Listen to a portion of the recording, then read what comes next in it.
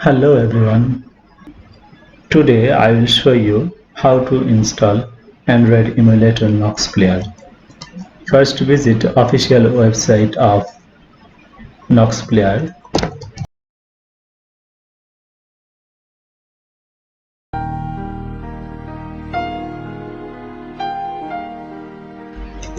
Download Nox Player.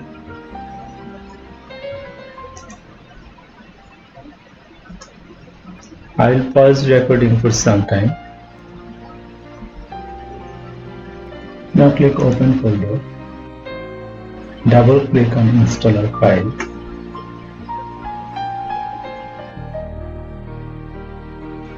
Install anywhere.